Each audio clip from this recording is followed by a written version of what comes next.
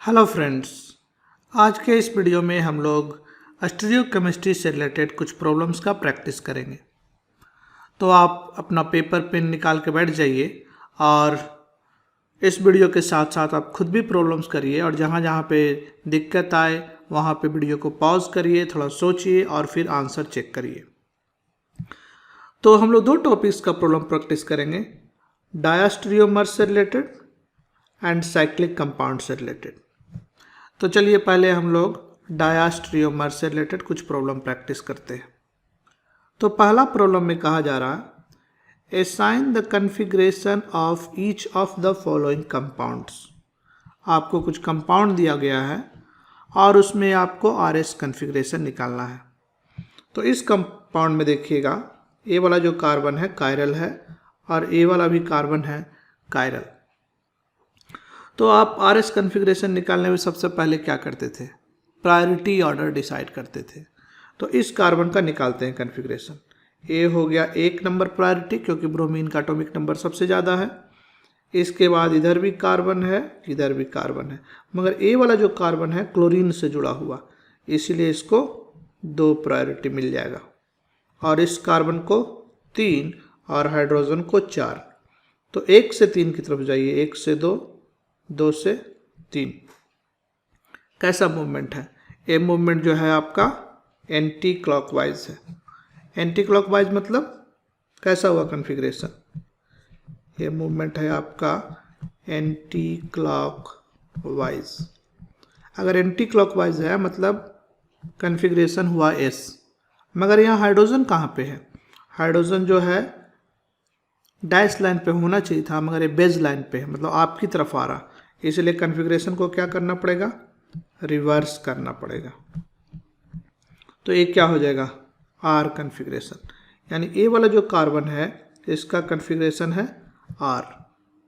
अब इस कार्बन को लेते हैं। क्लोरीन को 1 नंबर मिलेगा, इधर वाले ग्रुप को 2 नंबर, CH3 को 3 नंबर, हाइड्रोजन को 4 नंबर। 1 से 3 पे जाइए, 1 से 2, 2 से 3। कैसा मूवमेंट है? एक बार फिर से मूवमेंट आपका एंटी क्लॉकवाइज है। अगर मूवमेंट एंटी क्लॉकवाइज है तो कॉन्फ़िगरेशन होना चाहिए था एस, मगर हाइड्रोजन एक बार फिर से ये बेज लाइन पे है, होना चाहिए था डैश लाइन पे। तो आपको क्या करना पड़ेगा? एक बार रिवर्स करना पड़ेगा। तो कॉन्फ़िगरेशन क्या हो जाएगा? आर। यानी इस कार्बन का भी कॉन्फ़िगरेशन आर है। तो ये आर टाइप का कॉन्फ़िगरेशन है। आप कहें तो ये आर टाइप का कॉन्फ़िगरेशन है इस मॉलिक्यूल का। अगर आपको ये रिवर्स वाला स्टेप समझ में नहीं आ रहा तो आप पिछला किसी वीडियो को देखिए, उसमें हमने काफ़ी डिटेल में इस बात को डिस्कस किया है। नेक्स्ट मॉलिक्यूल लेते हैं। इसमें बताइए, इस कार्बन जो कि कायरल है, ये भी कार्बन आपका कायरल है। इस दोनों का आरएस कॉन्फ़िगरेशन आपको बताना है। इसमें 1 नंबर ग्रुप ए हो गया, 2A हो गया, 3A हो गया, 4A। 1 से 3 की तरफ जाइए, 1 से 2 पे गए, 2 से 3 पे आए। कैसा मूवमेंट है? मूवमेंट है क्लॉकवाइज। तो ए मूवमेंट अगर क्लॉकवाइज है तो क्या कॉन्फ़िगरेशन होगा? कॉन्फ़िगरेशन हो जाएगा आर। मगर हाइड्रोजन कहाँ है? डैश लाइन पे है? नहीं, फिर हाइड्रोजन जो है डैश लाइन पे नहीं है। इसको हाइड्रोजन को डैश लाइन पे होना चाहिए था। तो इस बार फिर से रिवर्स करना पड़ेगा। यानी इस कार्बन का कॉन्फ़िगरेशन हो गया एस कॉन्फ़िगरेशन। अब इस कार्बन को लेते हैं, 1, इधर फिर 2 मिलेगा, इधर प्रायोरिटी 3 और हाइड्रोजन को 4। तो 1 से 2, 2 से 3 पे जाइए। कैसा मूवमेंट है? इस बार मूवमेंट आपका है एंटी क्लॉकवाइज। एंटी क्लॉकवाइज मतलब एस कॉन्फ़िगरेशन। अब इस मॉलिक्यूल को देखिए, इसमें एस कॉन्फ़िगरेशन है और जो हाइड्रोजन है डैश लाइन पे, बेज लाइन पे, डैश लाइन पे है, यानी आपसे दूर जा रहा। यानी इस बार हमको रिवर्स नहीं करना पड़ेगा। यानी इसका कॉन्फ़िगरेशन क्या हो गया? एस कॉन्फ़िगरेशन हो गया। नेक्स्ट मॉलिक्यूल को लीजिए। यहाँ पे आपको एक मॉलिक्यूल दिया हुआ, इसमें पहले बताइए कौन कौन सा कार्बन जो है कायरल है। आप अगर देखिएगा तो ए वाला कार्बन कायरल है, और ए भी कार्बन जो है कायरल है, क्योंकि जो ग्रुप लगे हैं वो अलग अलग ग्रुप लगे हैं। तो आप इस कार्बन का पहले निकालिए। तो प्रायोरिटी डिसाइड करेंगे, ब्रोमीन को 1 मिलेगा और इधर वाले ग्रुप को 2 मिलेगा, क्योंकि ये जो कार्बन है ब्रोमीन से जुड़ा हुआ, एक कार्बन जो है केवल हाइड्रोजन से जुड़ा हुआ। तो इसको 3 मिल गया, इसको 4। 1 से 3 की तरफ जाइए, 1 से 2, 2 से 3। कैसा मूवमेंट है? ये मूवमेंट है आपका क्लॉकवाइज। अगर क्लॉकवाइज मूवमेंट होता है तो कन्फिग्रेशन क्या हो जाता है? आर, यानी इस कार्बन का जो कन्फिग्रेशन है आर है। दूसरे कार्बन का कन्फिग्रेशन बताइए। यहाँ पे ब्रोमीन को 1 नंबर प्रायोरिटी मिलेगा। फिर इधर वाले ग्रुप को देखिए कैसे करेंगे। यहाँ पे कार्बन है, यहाँ पे भी कार्बन है, मगर ये जो कार्बन है ऑक्सीजन से जुड़ा है, मगर ये कार्बन ब्रोमीन से जुड़ा, तो इधर वाले को ज़्यादा प्रायोरिटी मिल जाएगा। इसको 3 नंबर मिलेगा, हाइड्रोजन आपको 4 नंबर मिलेगा। 1 से 3 पे जाइए, 1 से 2, 2 से 3। कैसा मूवमेंट है? क्लॉकवाइज। कैसा कॉन्फ़िगरेशन होना चाहिए था? आर। मगर हाइड्रोजन जो है आपका डैश लाइन पे नहीं है, तो इस केस में रिवर्स करना पड़ेगा और कॉन्फ़िगरेशन क्या हो जाएगा? एस। तो इसका कॉन्फ़िगरेशन हो गया एस। इसके पहले वाले में हाइड्रोजन जो था डैश लाइन पे था, इसलिए हमको रिवर्स करने की ज़रूरत नहीं पड़ी थी। इस मॉलिक्यूल में बताइए, ए वाला कार्बन कायरल है और साथ ही साथ ए वाला कार्बन भी कायरल है। तो प्रायोरिटी ऑर्डर डिसाइड करिए। ऑक्सीजन से जुड़ा हुआ 1 नंबर, फिर इधर चलिएगा तो कार्बन है 2 नंबर, ड्यूटेरियम 3 नंबर, हाइड्रोजन का सबसे कम एटॉमिक नंबर 4 नंबर। जब एटॉमिक नंबर सेम होता है तो एटॉमिक मास देखते हैं। हाइड्रोजन एंड ड्यूटेरियम में किसको ज़्यादा मिलेगा? ड्यूटेरियम को, क्योंकि इसका एटॉमिक मास कहें तो ज़्यादा है। 1 से 3 की तरफ जाइए, 1 से 2, 2 से 3। कैसा मूवमेंट है? Anti clockwise. Anti clockwise movement मतलब कॉन्फ़िगरेशन एस। इसमें हाइड्रोजन जो है आपका डैश लाइन पे है, कोई रिवर्स नहीं करना पड़ेगा। इसमें बताइए, एक ए हो गया, 2 इधर साइड हो जाएगा, 3 ए है आपका, 4 ए है। 1 से 2 पे जाइए, 2 से 3 पे जाइए। कैसा मोशन है? तो ये फिर से आपका एंटी क्लॉकवाइज है। अगर एंटी क्लॉकवाइज मूवमेंट है तो कॉन्फ़िगरेशन एस, तो इसका कॉन्फ़िगरेशन भी हो गया आपका एस। यहाँ आपको ध्यान देने वाली बात ये थी कि जो हाइड्रोजन है वो पहले से ही पीछे जा रहा है, यानी कि कॉन्फ़िगरेशन को हमको रिवर्स करने का कोई ज़रूरत नहीं है। नेक्स्ट प्रॉब्लम को देखते हैं। इसमें फिर से आपसे कहा जा रहा, assign the configuration of each of stereogenic center in the following structures. Based on the assignment, determine if these structures are meso. इसमें से आपको आर एस कन्फिग्रेशन डिसाइड करना है और फिर बताना है कि मेज़ो है क्या। अगर आपको याद होगा तो मेज़ो होने के लिए क्या होना चाहिए था? इक्विवेलेंट कार्बन होना चाहिए था और कन्फिग्रेशन को उल्टा होना चाहिए था, यानी एक आर है तो दूसरा एस है, तभी तो जाकर के मॉलिक्यूल का टोटल ऑप्टिकल रोटेशन को 0 कर देगा। आधा मॉलिक्यूल एक साइड रोटेट कर लेगा प्लेन पोलराइज्ड लाइट को, और मॉलिक्यूल का जो दूसरा हाफ है प्लेन पोलराइज्ड लाइट को दूसरे साइड रोटेट करेगा, यानी कि टोटल रोटेशन मिला जुला के 0 कर देगा। तो इसको हम लोग देखते हैं। इस केस में देखिए, एक कार्बन और एक कार्बन जो है दोनों ही कायरल कार्बन है। अगर आप ध्यान से देखिएगा तो दोनों इक्विवेलेंट कार्बन है, यानी जैसा ग्रुप इस पे लगा, कौन कौन सा ग्रुप लगा? OH, CH, CH3 and hydrogen, OH, CH3 and hydrogen, यानी कि दोनों ही केस में जो ग्रुप लगे हैं वो सेम ग्रुप लगे, तो दोनों हैं इक्विवेलेंट कार्बन। अब प्रायोरिटी डिसाइड करते हैं और RS कन्फिग्रेशन निकालते हैं। इसको 1 मिल जाएगा, इधर साइड में 2 मिल जाएगा, इसको 3 मिल जाएगा, हाइड्रोजन को आपको 4 मिल जाएगा। हाइड्रोजन पीछे है तो कोई रिवर्स नहीं करना पड़ेगा, यानी 1 से 2 पे जाइए, 2 से 3 पे जाइए। कैसा मोशन है? एक क्लॉकवाइज मूवमेंट है। अगर क्लॉकवाइज मूवमेंट है मतलब कॉन्फ़िगरेशन आर। यहाँ पे लिख दीजिए आप, ये जो मूवमेंट है क्लॉकवाइज मूवमेंट।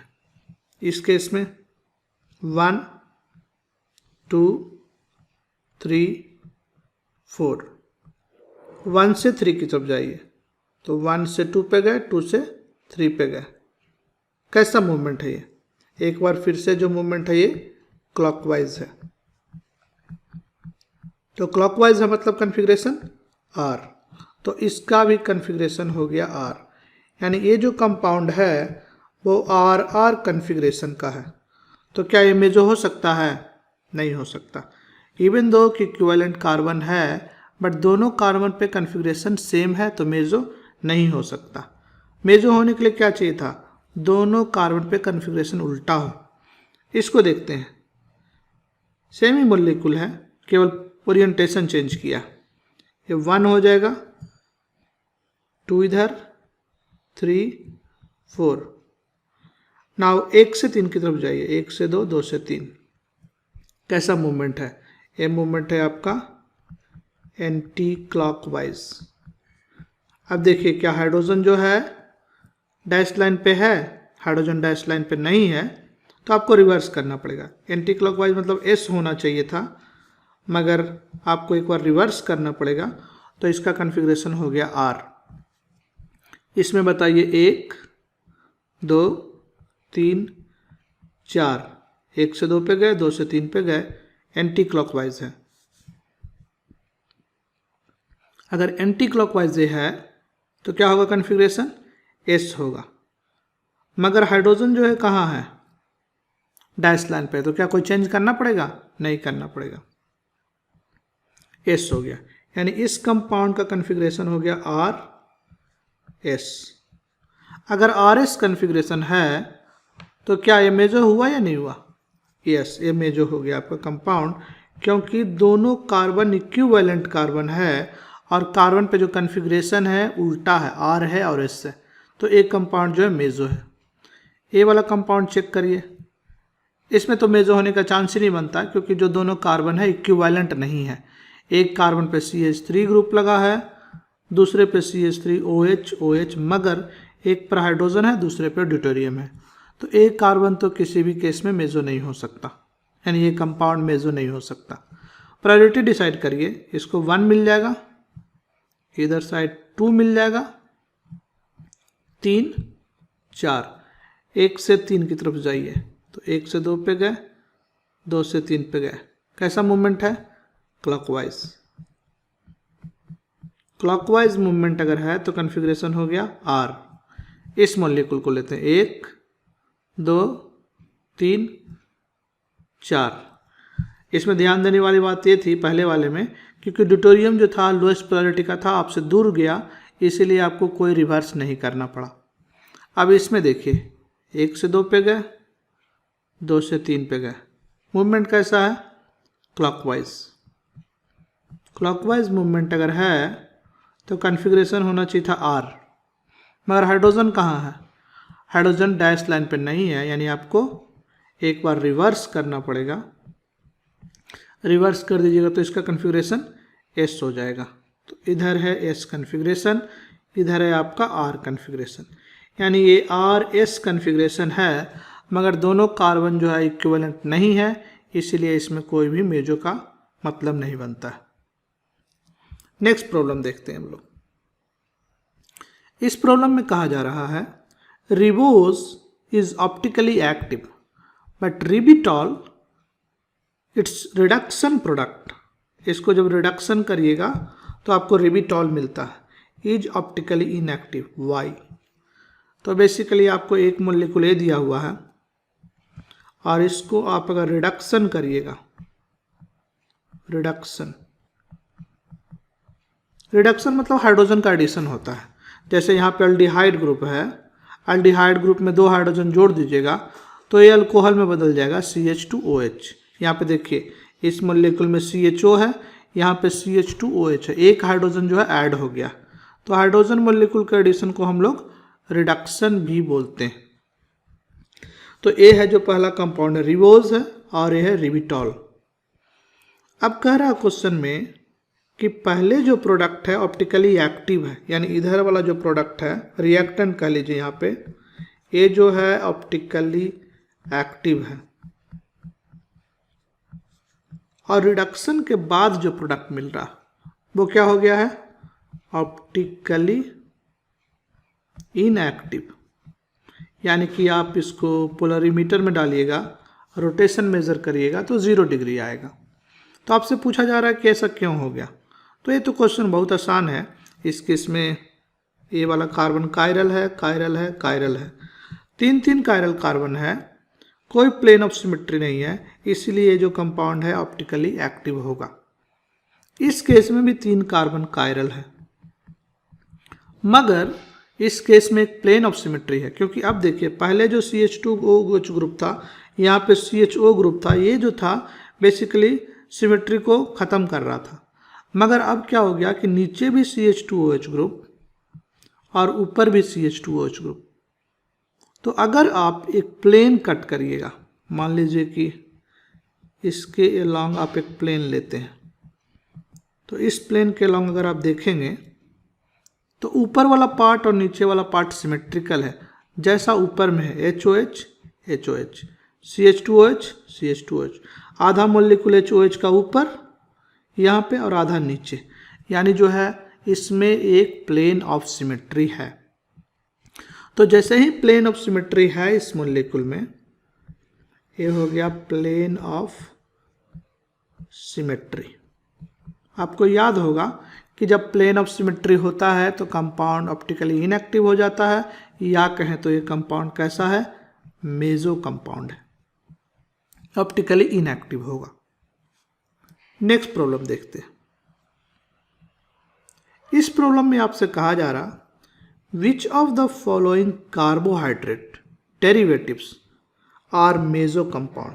तो कार्बोहाइड्रेट का डेरिवेटिव दिया हुआ, यानी 3 मोलिकुल जो है वो कार्बोहाइड्रेट से डिराइव हुआ है, यानी कार्बोहाइड्रेट पे कोई रिएक्शन किया है तो ये तीनों मोलिकुल मिला है आपको, और आपको ये बताना है कि इसमें से कौन है जो मेजो कंपाउंड है।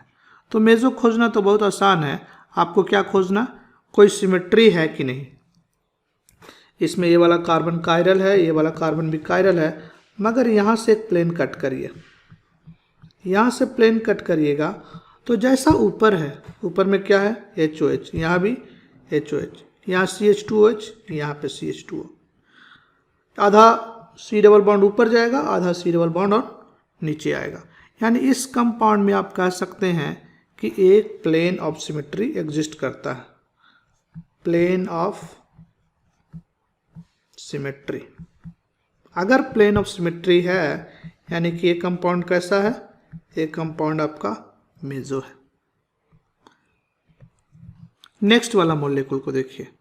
इस केस में ए वाला कार्बन कायरल है, एक कायरल है, एक कायरल है, ए भी कार्बन कायरल है। कोई प्लेन खोजिए जो बीचों बीचों से हो, यानी 3 ग्रुप ऊपर, क्योंकि टोटल इसमें 6 ग्रुप्स हैं, 6 कार्बन है, 1 2 3 4 5 6। तो 3 कार्बन से एक प्लेन कट करके देखिए। यहाँ से आपने एक प्लेन कट किया, मान लीजिए प्लेन आपने कट करके देखा। अब इस प्लेन के ऊपर जाइए, इस प्लेन के नीचे जाइए, यहाँ पे OH, जिधर साइड में OH है यहाँ भी उसी तरीके से HOH, लेफ्ट साइड में H, राइट साइड में OH, सेम चीज़ यहाँ पे ऊपर में CH2OH, नीचे में CH2OH। यानी इस मॉलिक्यूल में फिर से आपका एक प्लेन ऑफ सिमेट्री है, प्लेन ऑफ सिमेट्री। अगर प्लेन ऑफ सिमेट्री है इसका मतलब ये कंपाउंड ऑप्टिकली एक्टिव है कि ऑप्टिकली इनएक्टिव है। तो ये जो कंपाउंड होगा इनएक्टिव होगा, और ये जो है कैसा होगा, मेजो हो जाएगा। नेक्स्ट वाला मॉलिक्यूल में बताइए। एक कार्बन कायरल, एक कार्बन कायरल, यहाँ से आप कट करके देखिए प्लेन, तो क्या होगा, HOH तो सेम है ऊपर नीचे, मगर यहाँ पे है COH और यहाँ पे है CH2OH, यानी इसमें प्लेन ऑफ सिमेट्री नहीं है, नो सिमेट्री। तो एक कंपाउंड जो है मेजो नहीं है और इसमें ऑप्टिकल एक्टिव होगा, एक कंपाउंड जो है ऑप्टिकली एक्टिव है। सो एक कंपाउंड आपका ऑप्टिकली एक्टिव कंपाउंड है। नेक्स्ट प्रॉब्लम को देखिए। तो आपसे कहा जा रहा hydroxylysine is an amino acid isolated from collagen, determine the number of possible stereoisomers. तो आपको एक कंपाउंड दिया हुआ 5 हाइड्रोक्सीलाइसिन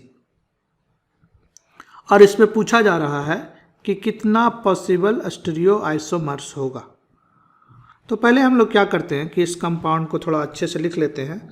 यहाँ पे है NH2 CH2 OH, नीचे में हाइड्रोजन CH2 CH2 C, ऊपर में NH2, नीचे में हाइड्रोजन और इधर COOH।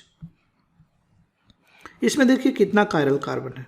ये जो कार्बन है कायरल है, साथ ही साथ ए वाला कार्बन भी कायरल है। 2 कायरल कार्बन है, सो 2 कायरल कार्बन, या कहें कि 2 स्टीरियोजेनिक सेंटर है। अगर 2 कायरल कार्बन है तो कितना स्टीरियोआइसोमर्स होगा? 4 स्टीरियोआइसोमर्स होगा। उसमें आपको ये भी देखना पड़ेगा कि कार्बन जो है इक्विवेलेंट है कि नॉन इक्विवेलेंट है। इस कार्बन का एनवायरनमेंट क्या है, किस किस से जुड़ा है? एक कार्बन जो है जुड़ा हुआ OH से, NH2 CH2 से, हाइड्रोजन से। क्या इधर में सेम ही चीज़ है? नहीं, यहाँ पे NH2 है, हाइड्रोजन है, COH है। तो जो ग्रुप जुड़ा हुआ है दोनों कार्बन से वो दोनों सेम नहीं है। यानी इससे जो ग्रुप जुड़ा हुआ है और इस कार्बन से जो ग्रुप जुड़ा हुआ सेम नहीं है। तो हम लोग लिख सकते हैं नॉट सेम। यानी कि ये दोनों कार्बन जो है नॉन इक्विवेलेंट कार्बन है। तो दोनों कार्बन जो कायरल है वो नॉन इक्विवेलेंट है, नॉन इक्विवेलेंट। सो अगर आपका कार्बन नॉन इक्विवेलेंट है तो मैक्सिमम स्टीरियोआइसोमर जो हो जाएगा, या कहें कि इस केस में जो नंबर ऑफ स्टीरियोआइसोमर्स होगा वो 4 होगा। यानी 4 स्टीरियोआइसोमर्स आर पॉसिबल। इसमें क्या हो जाएगा? 2 इनैनोमेरिक पेयर होगा और बाकी डायस्टेरियोमेरिक पेयर होगा। यानी कि अगर पहले को 1 कहें तो इसका एक मिरर इमेज होगा 2 वाला, और एक को कहें 3 तो इसका एक मिरर इमेज होगा 4 वाला। और ये दोनों इनैनोमेरिक पेयर है। बाकी उसी तरीके से 1 3 1 4 डायस्टेरियोमेरिक पेयर, 2 3 2 4 जो होगा डायस्टेरियोमेरिक पेयर होगा। नेक्स्ट प्रॉब्लम को देखते हैं। इसमें आपसे कहा जा रहा consider the structure of pantothenic acid vitamin B3 and determine the number of possible stereoisomers. इस कंपाउंड में कितना स्टीरियोआइसोमर्स होगा ये आपको बताना है। कैसे बताइएगा? पहले तो कायरल कार्बन देखिए, ए वाला कार्बन जो है कायरल है, फिर से ए वाला कार्बन भी कायरल है। कोई और कार्बन कायरल नहीं है क्योंकि इसमें 2 हाइड्रोजन लगा हुआ, इसमें भी 2 हाइड्रोजन लगा हुआ, तो कायरल कार्बन नहीं है। नाइट्रोजन तो कायरल हो नहीं सकता, तो ये 2 ही कार्बन जो है आपका कायरल है। और ये दोनों कार्बन जो है नॉन इक्विवेलेंट है, यानी ग्रुप्स जो जुड़े हुए हैं डिफरेंट है। एक में OH ग्रुप जुड़ा हुआ, इसमें OH ग्रुप है ही नहीं। इस कार्बन से डायरेक्टली कोई OH ग्रुप नहीं जुड़ा हुआ। यानी कह सकते हैं कि इसमें जो कार्बन है वो नॉन इक्विवेलेंट कार्बन है। अगर आपका कार्बन जो है नॉन इक्विवेलेंट कार्बन है, और कितने कायरल कार्बन है? 2 कायरल कार्बन है। अगर नॉन इक्विवेलेंट है और 2 कायरल कार्बन है, यानी नंबर ऑफ स्टीरियोआइसोमर्स कितने पॉसिबल है? 4 स्टीरियोआइसोमर्स इस केस में पॉसिबल है। आप चाहें तो चारों का फीचर प्रोजेक्शन फार्मूला भी बना सकते हैं। नेक्स्ट प्रॉब्लम को देखते हैं।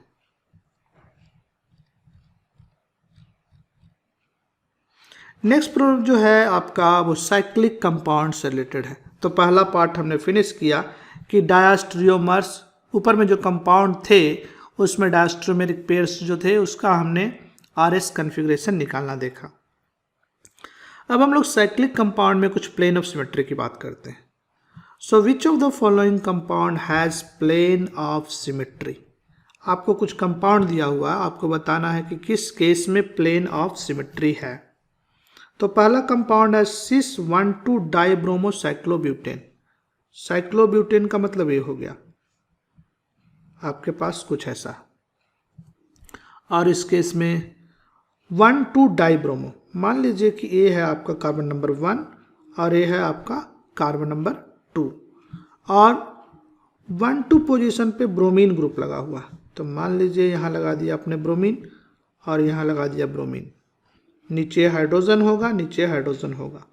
तो क्या इस कंपाउंड में सिस है, मतलब दोनों हाइड्रोजन एक साइड है, दोनों ब्रोमीन एक साइड है, क्या इस कंपाउंड में कोई प्लेन ऑफ सिमेट्री है? यस, इस केस में प्लेन ऑफ सिमेट्री है। अगर आप इस मॉलिक्यूल को यहाँ से कट करिए, इस प्लेन से, एक ऐसा प्लेन सोचिए जो यहाँ से कट कर रहा, वर्टिकली जा रहा, ये प्लेन जो वर्टिकल प्लेन है, कुछ ऐसा। तो इस प्लेन के लॉन्ग देखिएगा, मतलब कहने का ये हुआ कि एक प्लेन हमने कट किया वर्टिकली, ऐसा जो बीच से जा रहा। तो इस प्लेन को अगर आप देखिएगा, मॉलिक्यूल को हम फिर से बना देते हैं,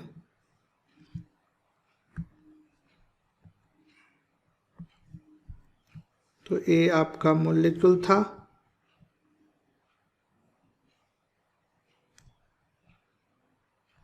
तो ये मॉलिक्यूल था आपका।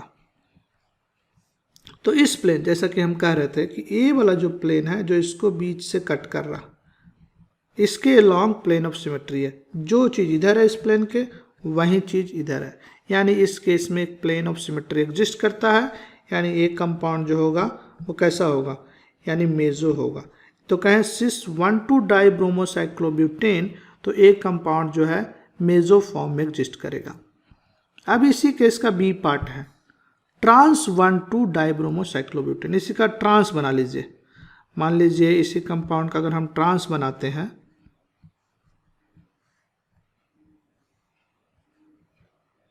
तो क्या करेंगे, यहाँ पे एक ब्रोमीन ऊपर डाल दिया, एक ब्रोमीन नीचे डाल दिया, तो ये ट्रांस हो जाएगा। यहाँ हाइड्रोजन है, यहाँ हाइड्रोजन है। अब इस केस में कोई भी प्लेन ऑफ सिमेट्री नहीं है। आप चाहे किधर से भी कट करिए, आप सोचेंगे किधर से कट कर दें, तो नहीं, इस केस में कोई प्लेन ऑफ सिमेट्री इसके लॉन्ग नहीं है।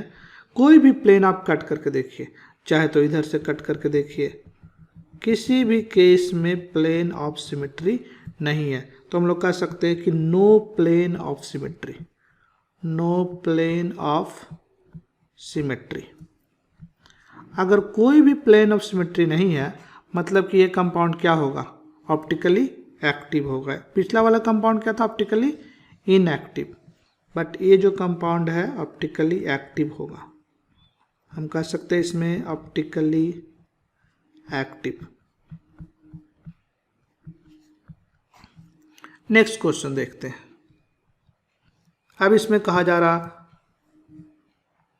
1,2 डाइब्रोमोसाइक्लोब्यूटेन, ये वाला क्या था, 1,2 डाइब्रोमोसाइक्लोब्यूटेन सिस फॉर्म में, और इसमें 1,3 डाइब्रोमोसाइक्लोब्यूटेन। अंतर हो गया, पहले वाले केस में था 1,2, अब हो गया 1,3, तो कोई 1 और 3 पोजीशन पे। तो ए पार्ट को अगर आप देखिएगा, तो मान लीजिए 1 और 3 पोजीशन पे लगा हुआ, तो इस कार्बन को 1 अगर आप कहिएगा, तो इसको क्या कहना पड़ेगा, 3। तो 1 और 3 पे ग्रुप्स लगे हुए हैं। 1 पे कौन सा ग्रुप लगा हुआ, ब्रोमो ग्रुप, और 3 पे ब्रोमो ग्रुप सिस है, यानी दोनों ब्रोमीन जो है ऊपर है। ये पोजीशन नंबर 1 है, ये 2 है, 3 है, 4 है। इसमें फिर से आप प्लेन ऑफ सिमेट्री है, डायगोनल के लॉन्ग कोई प्लेन कट करिए, इसके अलॉन्ग अगर कोई आप प्लेन कट करिएगा तो प्लेन ऑफ सिमेट्री मिलेगा। जैसा जितना डिस्टेंस पे ब्रोमीन इधर साइड में मिल रहा है, उतना ही डिस्टेंस पे ब्रोमीन इधर साइड में मिल रहा। इधर से डायगोनल लाइन से जितना डिस्टेंस पे हाइड्रोजन इधर मिल रहा, उतना ही डिस्टेंस पे हाइड्रोजन यहाँ मिल रहा। यहाँ पे फिगर में एग्जैक्टली आपको नहीं दिख रहा, अगर स्केल करके फिगर को बनाइएगा तो आपको एग्जैक्टली सेम दिखेगा। यानी कि जितना डिस्टेंस में इधर साइड में है, उतना ही डिस्टेंस में उधर साइड में है। यानी कि इस केस में आपको प्लेन ऑफ सिमेट्री एग्जिस्ट करता है, प्लेन ऑफ सिमेट्री। यानी एक कंपाउंड जो है ऑप्टिकली एक्टिव होगा या नहीं होगा, एक कंपाउंड आपका ऑप्टिकली एक्टिव नहीं होगा, यानी एक कंपाउंड जो है मेजो होगा, क्योंकि इसमें प्लेन ऑफ सिमेट्री एग्जिस्ट करता है। नेक्स्ट कहा जा रहा ट्रांस 1,3 डाइब्रोमोसाइक्लोब्यूटेन, ट्रांस प्रोडक्ट इसका लेना। तो ट्रांस अगर देखिएगा तो क्या अंतर हो जाएगा, आपको केवल फिर से आपको वो चेंज करना है, ग्रुप्स को चेंज कर देना है। तो ये 1 है, ये तीसरा पोजीशन है। तो 1 और 3 पे जो ग्रुप्स जुड़े होंगे, अब एक ऊपर जुड़ा होगा और एक नीचे जुड़ा होगा। 1 नंबर, 2 नंबर, 3 नंबर, यहाँ पे हाइड्रोजन हाइड्रोजन। अगर आप देखिएगा तो इस केस में कोई भी प्लेन ऑफ सिमेट्री नहीं है। आप किधर से भी कट करिए, चाहे तो डायगोनल कट करिए, चाहे तो एक्सिस इधर के लॉन्ग कट करिए, या कोई और भी देखिए, इस केस में कोई प्लेन ऑफ सिमेट्री नहीं है। No plane of symmetry, no plane of symmetry, plane of symmetry नहीं इस केस में एग्जिस्ट करता। इस केस में एक पॉइंट ऑफ सिमेट्री नाम का चीज होता है जो एग्जिस्ट करता है। इसका क्या मतलब हुआ कि अगर यहाँ से पॉइंट देखिएगा तो इस पॉइंट से जितना दूर पे ब्रोमीन इधर लगा हुआ उतना ही दूर पे ब्रोमीन इधर लगा हुआ, जितना दूर पे हाइड्रोजन इधर लगा हुआ उतना ही दूर पे हाइड्रोजन उधर लगा हुआ। तो इस केस में आपको बेसिकली पॉइंट ऑफ सिमेट्री है। तो यहाँ पे पॉइंट ऑफ सिमेट्री ये एग्जिस्ट करता है आपका। तो कंपाउंड जो होगा ये भी ऑप्टिकली इनएक्टिव होगा, क्योंकि इस केस में पॉइंट ऑफ सिमेट्री एग्जिस्ट करता है। जब आपका पॉइंट ऑफ सिमेट्री भी हो, चाहे प्लेन ऑफ सिमेट्री हो, तो आप मॉलिक्यूल को रोटेट करिएगा तो सेमी मॉलिक्यूल आ जाएगा। तो इस केस में ये भी जो कंपाउंड है वो है ऑप्टिकली इनएक्टिव, यानी दोनों जो मॉलिक्यूल होगा ए और इसका मिरर इमेज दोनों सुपर इम्पोजेबल हो जाएगा, क्योंकि पॉइंट ऑफ सिमेट्री एग्जिस्ट करता है।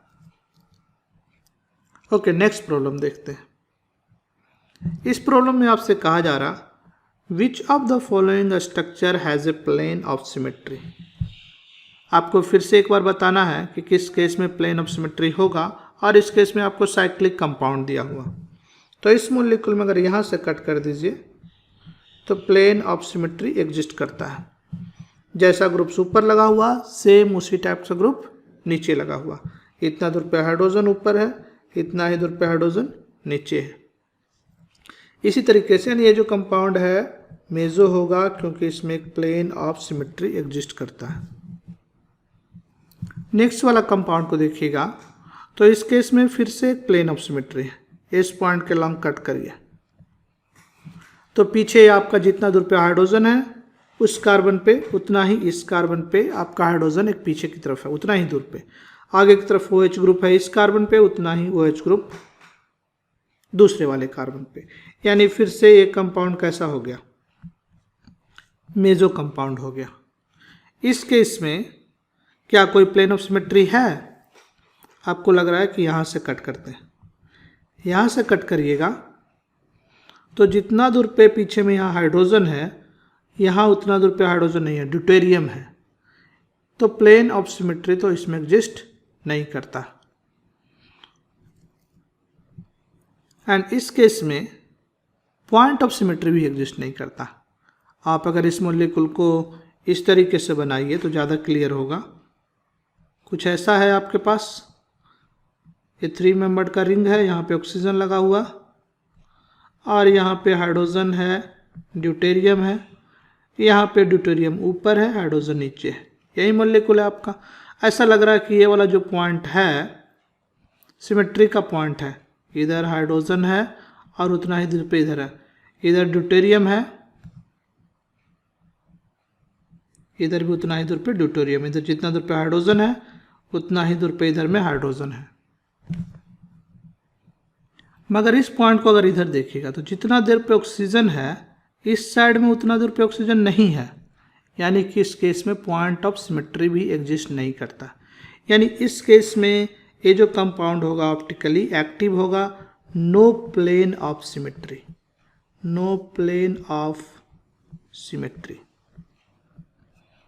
बेसिकली कोई पॉइंट ऑफ सिमेट्री भी नहीं है, लेकिन इस क्वेश्चन में केवल आपसे प्लेन ऑफ सिमेट्री के बारे में पूछा गया है, इसीलिए जो कंपाउंड है ऑप्टिकली एक्टिव कंपाउंड होगा। नेक्स्ट प्रॉब्लम को देखते हैं। अब आपसे इस कंपाउंड में, साइक्लिक कंपाउंड में आरएस कॉन्फ़िगरेशन निकालने की बात करते हैं।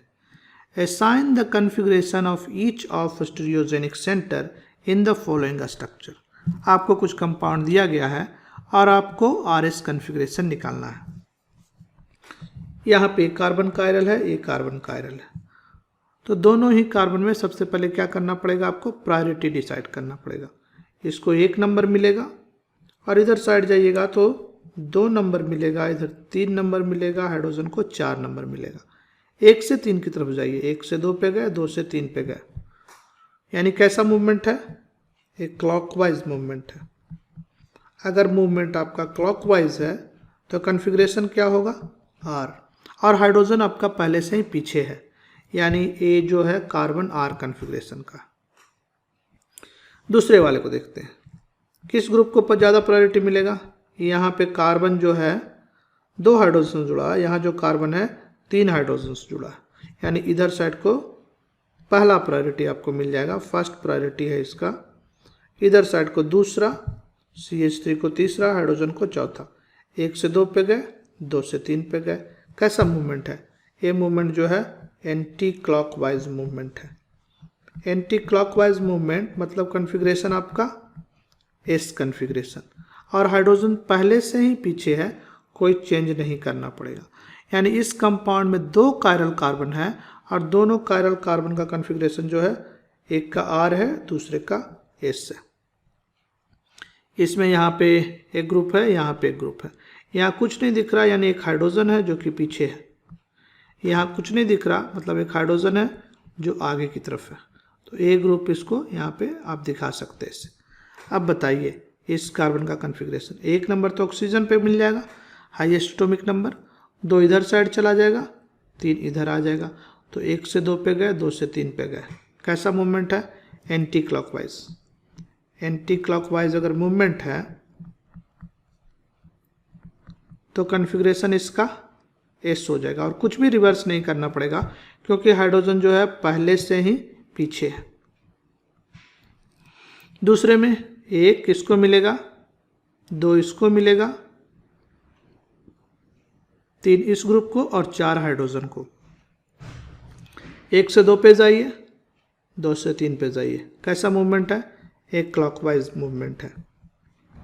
क्लॉकवाइज मूवमेंट मतलब कॉन्फ़िगरेशन आर, मगर हाइड्रोजन आपका डैश लाइन पे नहीं है, तो एक बार फिर से आपको रिवर्स करना पड़ेगा। रिवर्स करेंगे तो कॉन्फ़िगरेशन क्या हो जाएगा, एस कॉन्फ़िगरेशन, यानी इस कार्बन का कॉन्फ़िगरेशन एस है, तो इस मॉलिक्यूल में कॉन्फ़िगरेशन एस है, पहले कायरल कार्बन का, और दूसरे कायरल कार्बन का भी कॉन्फ़िगरेशन एस है। इस मॉलिक्यूल में बताइए, यहाँ पे 1 नंबर इसको मिलेगा, 2 इधर साइड में, 3 इधर, 4 इधर। 1 से 2 पे गए, 2 से 3 पे गए। कैसा मूवमेंट है, ये मूवमेंट जो है एंटी क्लॉकवाइज है। आप करते रहिए, अगर आप करेंगे तभी प्रैक्टिस होगा, केवल देखने से प्रैक्टिस नहीं होगा। एंटी क्लॉकवाइज मतलब एस कॉन्फ़िगरेशन, और हाइड्रोजन पीछे है पहले से, यानी इसका कॉन्फ़िगरेशन एस हो गया। दूसरे का देखते हैं, यहाँ पे कार्बन जो है क्लोरीन से जुड़ा हुआ है, यहाँ जो कार्बन है ऑक्सीजन से जुड़ा हुआ, यानी इधर वाले को फर्स्ट प्रायोरिटी, इधर वाले को सेकंड प्रायोरिटी, क्योंकि ऑक्सीजन से जुड़ा है, इधर ऑक्सीजन नहीं है, इधर वाले को थर्ड प्रायोरिटी। तो 1 से 2 पे जाइए, 2 से 3 पे जाइए। मूवमेंट कैसा है, क्लॉकवाइज। क्लॉकवाइज मूवमेंट है तो कॉन्फ़िगरेशन कैसा हो गया, आर। हाइड्रोजन पीछे से पहले आपका है, तो इसका कॉन्फ़िगरेशन हो गया आर, यानी इस मॉलिक्यूल में कॉन्फ़िगरेशन है आर एस। तो इस वीडियो में हम लोग इतना ही रखते हैं। तो हम लोगों ने इस वीडियो में देखा कि कैसे भी किसी कंपाउंड में आप प्लेन ऑफ सिमेट्री खोजते हैं, और साथ ही साथ आप कैसे बताते हैं कि आर एस नोमेनक्लेचर लिखा जाए किसी कंपाउंड में, डायस्ट्रोमेरिक पेयर कब होगा, मेजो कब होगा, प्लेन ऑफ सिमेट्री क्या है, इन सारी बातों को आपने इस वीडियो में सीखा। आशा करते हैं कि ये वीडियो आपको अच्छी लगी होगी। अगर अच्छी लगी तो अपने दोस्तों के बीच शेयर कीजिए, वीडियो को लाइक कीजिए, चैनल को सब्सक्राइब कीजिए और हम आपसे फिर मिलते हैं एक नए वीडियो में कुछ और नए टॉपिक्स को लेकर के केमिस्ट्री के। तब तक के लिए खुदा हाफिज़, thank you, bye, take care.